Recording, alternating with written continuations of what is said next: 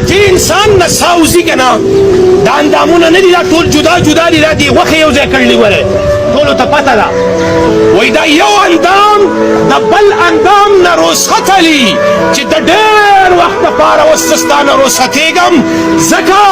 اوس به موږ په لس پنځلس ورځې کې ټول جدا جدا کېږو یو اندام به جدا جدا پروت او بیا به یو اندام ایره ایره شي او خاورې خاورې به شي وګورئ څنګه ښکلي لاسونه دي څنګه خپې دي او څنګه سترګې او څنګه اندامونه او څومره ټاټ باټ پې موږ ګرځو او څومره په غرور او تکبر په دې ځمکه باندې خپې ږدو دا اندامونه به جدا جدا شي څلوېښت ورځې چې کته په ځمکه کې پوره شي بس انسان غوښه د انسان سترګې د انسان تمام اندامونه چې دی دا پرېجېدو باندې شروع شي دقه زموږ حیثیت دی ځکه خو الله رب العالمین فرمایي قتل الانسان ما اکفره دا انسان دی تباه شي دا انسان دی قتل شي د څه شي منکر کړلی د الله تبارک وتعالی د ذات نه د څه شي منکر کړلی د الله تبارک وتعالی د پیغمبر نه د څه شي منکر کړلی د اسلام نه من أي شيء خلقه من نطفة خلقه فقدره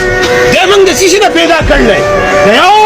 نطفې نه موږ پیدا کړلی او د اوبو د یو څاڅکي نه موږ پیدا کړلی او نن چې دی په ځمکه باندې ګرځي و یاره دا دا هغه ځای نه واله او دا د هغه ځای پورې دا زمونږ دا زما وایي دا ځمکه خاندي چې دی کله دا خبره کوي چې د خدای بنده زه ستا یمه که ته زما یې هره ورځ دا د انسان دا قبر د انسان ته آواز کوي ماله به راځي و ستا دا ډوکې به زه په یو بل کې داسې ورولم ښه مه ګرځه لا تمشي فی الارض مرحا